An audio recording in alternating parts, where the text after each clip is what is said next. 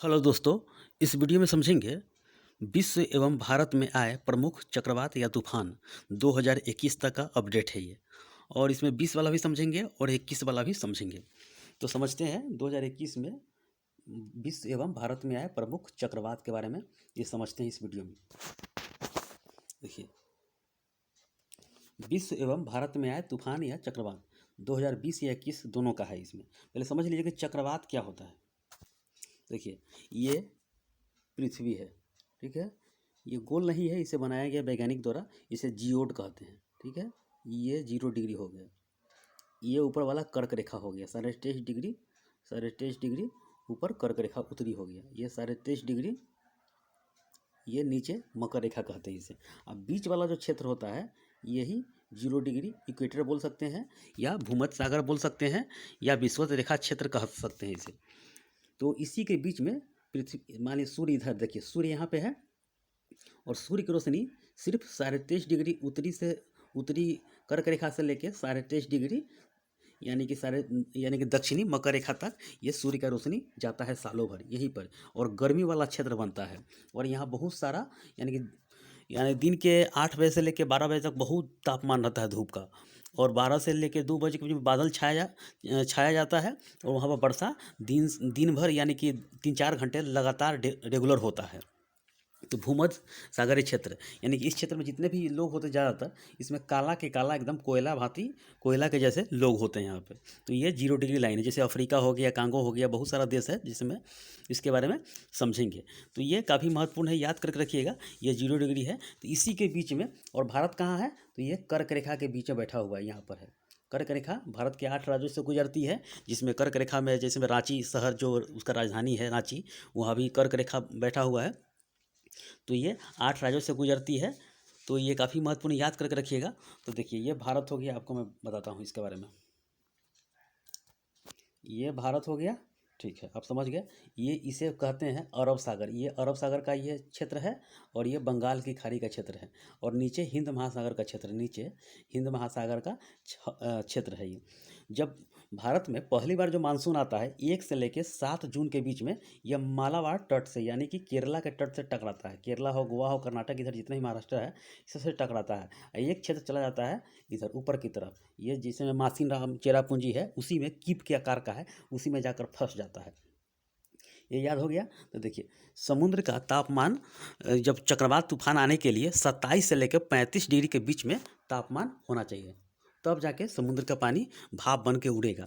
उससे उससे कम नहीं। देखिए, समुद्र जल्दी ठंडा नहीं होता है और ना जल्दी गर्म होता है। अगर गर्म होता है तो चक्रवात तूफान बहुत तेज़ी से यानी कि पानी का वाष्पन यानी कि वेपर बन के ऊपर उड़ना शुरू हो जाता है। तो चक्रवात में यही होता है। देखिए, चक्रवात होता है और एक प्रति चक्रवात होता है। तो देखिए, चक्रवात के केंद्र में देखिए, चक्रवात यहाँ बवंडर उठा, आपको समझाते हैं आपको। देखिए, ये चक्रवात हो गया, ये भारत का, और यहाँ से पानी वाष्पित होना शुरू कर दिया, ऊपर चक्रवात बनते रहा। ये भारत का उड़ीसा तट है, पश्चिम बंगाल का तट है, उड़ते रहा। और तो ये चक्रवात के केंद्र में क्या होता है कि इसमें निम्न दाब का क्षेत्र बनता है। निम्न दाब का क्षेत्र बनता है यानी कि शांत क्षेत्र होता है, तथा चक्रवात के जो बाहर होता है उच्च दाब होता है यानी कि हाई प्रेशर होता है। हवाएं बाहर से अंदर की ओर आती है, हवाएं बाहर से अंदर की ओर आती है। ये समझ गए। चक्रवात यानी कि चक्रवात की जो ये आँख होता है, ये बीच में, ये उसे चक्रवात की आँख कहते हैं, चक्रवात के केंद्र में।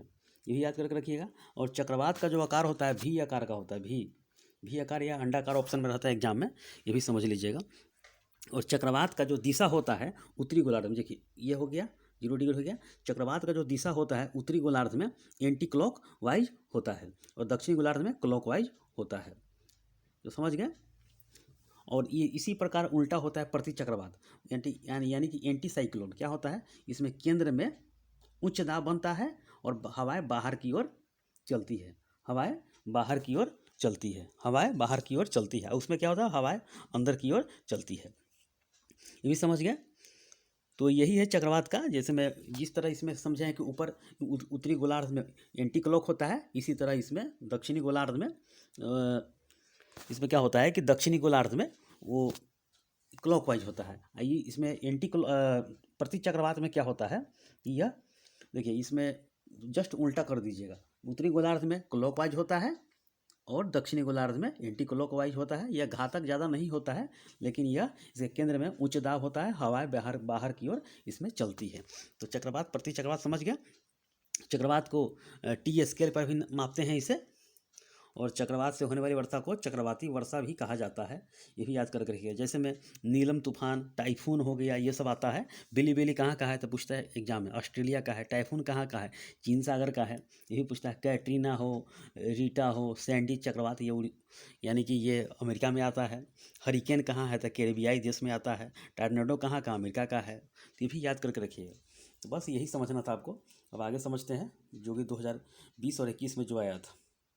2020 के जनवरी में जो डायने तूफान आया था, डायने चक्रवात आया था, यह मेडागास्कर देश में आया था। मेडागास्कर देश में आया था, ये भी याद करके रखिएगा। देखिए, विश्व मौसम विज्ञान दिवस कब मनाया जाता है तो 23 मार्च को मनाया जाता है। और इसका मुख्यालय कहाँ है, स्विट्जरलैंड में है। 1950 में बनाया गया था, ये भी याद करके रखिएगा। तो डायने चक्रवात पूछेगा तो मेडागास्कर देश में आया था। अब समझते हैं अम्फान। अम्फान कहाँ आया था तो ये उड़ीसा में और वेस्ट बंगाल में आया था। यानी कि भारत का है, ये उड़ीसा हो गया, ये वेस्ट बंगाल हो गया। तो समझ गया। इसका नामकरण थाईलैंड ने रखा था। अम्फान का नामकरण किसने रखा तो थाईलैंड ने रखा था, और उड़ीसा और पश्चिम बंगाल में ये आया था। अब समझते हैं जून में। जून 2020 में कब आया, निसर्ग आया था। निसर्ग आया था तो ये भारत का मैप देख लीजिए। ये महाराष्ट्र तट है, तो ये महाराष्ट्र से और गुजरात से टकराया था ये। इसका नामकरण किसने रखा था तो बांग्लादेश ने रखा था। निसर्ग का नामकरण किसने रखा तो बांग्लादेश। अम्फान का नामकरण थाईलैंड। ये भी याद करके रखिएगा। निसर्ग किधर, किस क्षेत्र में आया, यही एग्जाम बनता है। अरब सागर से टकराया या बंगाल की खाड़ी से। तो ये अरब सागर से टकराया, ये बंगाल की खाड़ी से टकराया। क्रिस्टोबल तूफान, ये मैक्सिको में आया था। क्रिस्टोबल, ये मैक्सिको कहाँ है तो ये उत्तरी अमेरिका हो गया। ये उत्तरी अमेरिका हो गया।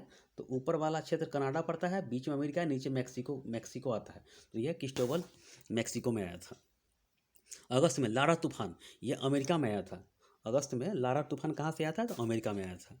और नवंबर में समझते हैं 2020 में निवार चक्रवात, ये तमिलनाडु और पांडिचेरी से टकराया था। ये तमिलनाडु हो गया, इसी जगह पांडिचेरी है, टकराया था। नामकरण किसने रखा था तो ईरान ने रखा था। तो नवंबर में निवार चक्रवात आया था तमिलनाडु और पांडिचेरी में, इसी क्षेत्र में आया था, और नामकरण ईरान ने रखा था। अब समझते हैं एटा तूफान का आया था तो निकारागुआ और होंडुरास, यानी कि मध्य, यानी कि सेंट्रल अमेरिका में ये पड़ता है। निकारागुआ, होंडुरास सब एटा तूफान आया था वहाँ पे।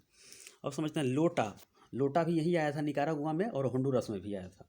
और बमाको फिलीपींस में, और गोनी भी यहीं पे आया था। बामको और गोनी, ये फिलीपींस में आया था। ये भी याद करके रखिए। लोटा भी निकारागुआ, होंडुरास, एटा भी तूफान वहीं पर आया था। अब समझते हैं दिसंबर 2020 का बुरेवी चक्रवात आया था। ये तमिलनाडु के तट से टकराया था ये, और नामकरण मालदीव ने रखा था ये। अब समझते हैं तौकाते तूफान कहाँ आया था तो पश्चिमी तट एवं दक्षिणी तट से टकराया था ये। पश्चिमी तट यानी कि पश्चिमी ये भी हो गया, और दक्षिणी तट से भी टकराया था ये। तो ये इसका नामकरण किसने रखा था, म्यांमार ने रखा था। ये भारत के पश्चिमी तट और दक्षिण तट पर टकराया था। तौकाते पूछेगा इसका नामकरण किसने रखा तो म्यांमार ने रखा था ये। अब समझते हैं यास तूफान, पूर्वी तथा दक्षिण पूर्व यानी कि इंडिया में, इसका नामकरण ओमान में रखा था। ये भी याद करके रखिए। यास तूफान, इसका नामकरण ओमान ने रखा था। ये समझ गए। अब एक और स्लाइड है, आइए समझते हैं इसमें। तो समझते हैं, देखिए ये गुलाब है, गुलाब तूफान है, पूर्वोत्तर अरब सागर में और गुजरात तट पर आया था। इसका नामकरण पाकिस्तान ने रखा था। ये गुलाब का यानी कि पाकिस्तान नाम रखा था, पूर्वोत्तर अरब सागर में और गुजरात तट पर आया था ये। शाहीन, ये पूर्वोत्तर अरब सागर में, इसका नामकरण कतर रखा था। पूर्वोत्तर अरब सागर में और इसका नाम कतर रखा था। जवाद तूफान कहाँ आया था तो बंगाल की खाड़ी में, अर्थ है इसका उदार। नामकरण सऊदी अरबिया ने इसका नाम रखा था, सऊदी अरब ने रखा था। तो गुलाब पाकिस्तान नाम रखा था, शाहीन कतर रखा था, और जवाद सऊदी अरब ने रखा था। तो गुलाब आया था कहाँ पे, पूर्वोत्तर अरब सागर गुजरात तट पर। शाहीन आया था पूर्वोत्तर अरब सागर पर, और जवाद कहाँ आया था बंगाल की खाड़ी में। तो बस ये याद कर लीजिएगा, एग्जाम में किसी न किसी एग्जाम में पूछा ही जाएगा ये। तो याद कर लीजिएगा, 20 से लेके 21 के बीच में जितने भी चक्रवात तूफान आया था इसके बारे में समझ गया। तो 3 बार रिवीजन कीजिएगा, ये याद हो जाएगा। तो ठीक है, इस वीडियो में इतना ही, धन्यवाद।